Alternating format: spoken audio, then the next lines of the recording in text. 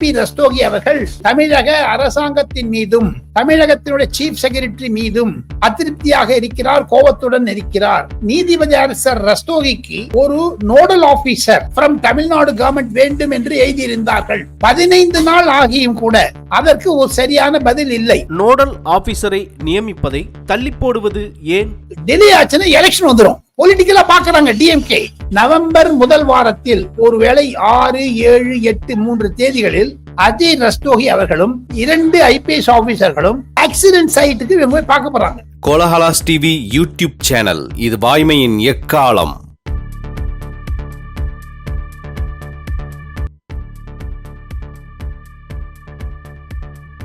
கரூர் நெரிசல் சம்பவம் விசாரணை தொடர்பாக பரபரப்பான தகவல் வெளியாகி இருக்கிறது. என்ன விஷயம்? நமஸ்காரம். சுப்ரீம் கோர்ட்டினுடைய ஆணையின்படி ஜஸ்டிஸ் அஜய் ரஸ்தோகியினுடைய தலைமையில் 2 ஐபிஎஸ் ஆபீசர்களை கொண்டு ஒரு சிறப்பு இன்வெஸ்டிகேட்டிங் டீம் அமைக்கப்பட்டதே. அதனுடைய தலைவர் ஏபி ரஸ்தோகி அவர்கள் தமிழக அரசாங்கத்தின் மீதும் தமிழக டைரக்டர் ஜெனரல் ஆஃப் போலீஸ், தமிழகத்தினுடைய சீஃப் செக்ரட்டரி மீதும் அதிருப்தியாக இருக்கிறார், கோபத்துடன் இருக்கிறார். கரூர் விஜய் பரப்புர கூட்ட நெரிசலில் 41 பேர் உயிரிழந்த பின்னணியில் சிபிஐக்கு விசாரணைக்கு உதவ 2 சிறப்பு ஐஜிக்களை நியமனம் செய்த சுப்ரீம் கோர்ட் தமிழ்நாடு கடை சேர்ந்த ஐபிஎஸ் அதிகாரிகளான சுமித் சரண் சிஆர்பிஎஃப் டெல்லி, சோனால் மிஸ்ரா எல்லை பாதுகாப்பு படை பெண்மணி அம்மையார் அவர்கள், இந்த இருவரையும் வைத்துக் கொண்டு ஸ்பெஷல் இன்வெஸ்டிகேட்டிங் டீம் அப்பாயிண்ட் பண்ணாங்க சுப்ரீம் கோர்ட். உடனே மிஸ்டர் ரஸ்தோகி அவர்களுடைய தரப்பில் இருந்து ஒரு கடிதம் எழுதப்பட்டது தலைமை செயலாளருக்கு. அந்த கடிதம் என்ன என்று கேட்டால், எங்களுக்கு, அதாவது நீதிபதி அரசர் ரஸ்தோகிக்கு ஒரு nodal officer from Tamil Nadu government வேண்டும் என்று எழுதியிருந்தார்கள். 15 நாள் ஆகியும் கூட தலைமை செயலாளரிடமிருந்து ஒரு பதில் வரவில்லை. அதற்கு ஒரு சரியான பதில் இல்லை. அதன் மீது கோபமுற்ற இந்த அஜய் ரஸ்தோகி அவர்கள் தலைமை நீதிபதியிடம் சொல்லி இருக்கிறார், டிலே ஆகுதுங்க, எங்களுக்கு தமிழ்நாடு அரசாங்கத்திலிருந்து இன்னும் அப்போ பண்ணல அப்படின்னு. தமிழக அரசாங்கம் ஏன் நோடல் ஆபீசரை தர வேண்டும் என்று கேட்டால், நவம்பர் முதல் வாரத்தில் ஒருவேளை 6, 7, 8, 3 தேதிகளில் அஜய் ரஸ்தோகி அவர்களும் 2 ஐபிஎஸ் ஆபீசர்களும் சிபிஐ ஆபீசர் உள்பட தமிழக IPS officers, local DSP, SP உள்பட எந்த ஆக்சிடென்ட் சைட்டுக்கு போய் பார்க்க போறாங்க. அதற்கு பாதகம் வருகிறதோ என்று அஜய் ரஸ்தோகி சந்தேகப்படுகிறார். இதனுடைய பின்னணியில் தான் இன்று காலை தமிழக ஆங்கில பத்திரிகைகளிலும் சில பத்திரிகைகளிலும் சிபிஐ தன்னுடைய எஃப்ஐஆரை மிகவும் ரகசியமாக வைத்திருக்கிறது என்று வந்ததை சுட்டிக்காட்டி அஜய் ரஸ்தோகி மீண்டும் கோபப்பட்டார். காரணம், தமிழகத்தினுடைய அரசாங்கம் சார்பாக அமைக்கப்பட்ட அந்த சிறப்பு குழு, அம்மையார் ஜெகதீசன் தலைமை நீதி அரசர் ஜெகதீசன், அந்த அம்மையாருக்கு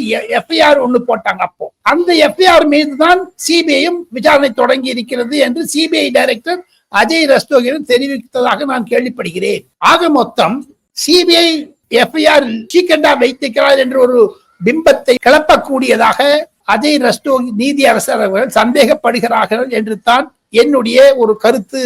இதையெல்லாம் நான் மிக மிக மிக உயர் மட்டத்திலிருந்து கேள்விப்பட்டேன்.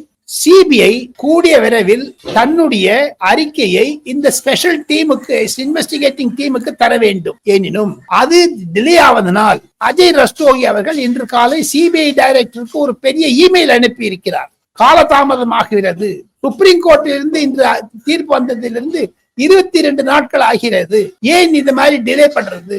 நானும் சில ஐபிஎஸ் ஆபீசருடன் பேச ஆசைப்படுகிறேன் தமிழகத்தில், அவரிடமிருந்து பதில் வருவதில்லை என்பதன் ஒரு தாபங்களை இமெயில் மூலமாக தெரிவித்திருக்கிறார் என்று நான் கேள்விப்படுகிறேன். நோடல் ஆபீசரை நியமிப்பதை தள்ளி போடுவது ஏன்? டெல்லி ஆச்சுன்னா எலெக்ஷன் வந்துடும். பொலிட்டிக்கலா பாக்குறாங்க டிஎம்கே வந்து யாரை சேவ் பண்ணணும்னு பாக்குறாங்க. அதைத்தானே விஜயனுடைய தன்னுடைய அபிடவிட்ட சொல்லியிருக்காரு. ஆரியமா சுந்தரமும் கோபால சுப்பிரமணியமும் வாதிட்டது அதுதானே. எங்களுக்கு ஸ்பெஷல் இன்வெஸ்டிகேட்டிங் டீம் போடணும்னு கேட்டது இன்னும் ஏன் டிலே பண்றாங்க? அதெல்லாம் தான் அஜய் ரஸ்தோகியினுடைய மனதில் இருப்பதாக நான் சூசகமாக அறிகிறேன். காரணம் என்ன என்று கேட்டால், 4 இடத்துக்கு போயிருக்காருங்க விஜய். இந்த இடத்துல ஒண்டி ஆக்சிடென்ட் ஆகணும்னு அவர் சந்தேகப்படுறாரு. அவர் யார் மேல சந்தேகப்படுறாரு? கிட்டத்தட்ட ஒரு 5 மாவட்டத்துக்கு பிரச்சாரத்துக்கு போனோம். இந்த மாதிரி எதுவுமே நடக்கல. ஆனால் கரூரில் மட்டும் ஏன் எப்படி நடக்குது, எப்படி நடக்குது? மக்களுக்கு எல்லா உண்மையும் தெரியும். மக்கள் எல்லாத்தையும் பார்த்துக்கிட்டு இருக்கிறாங்க.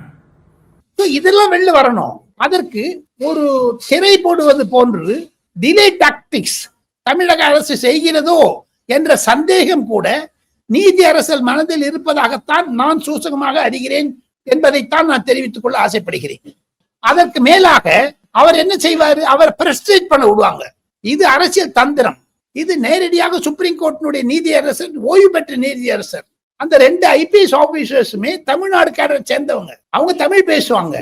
இந்த விசாரணை வந்ததுன்னு வச்சுங்க, நான் எனக்கு தெரியப்படுகிற விஷயங்கள்லாம் அங்க ஒரு பள்ளம் தோண்டி இருந்தது, செருப்பு வந்த இடம், இதெல்லாம் போய் பார்க்கறதுக்கு பண்றாங்க, வீடியோ பார்க்க போறாங்க.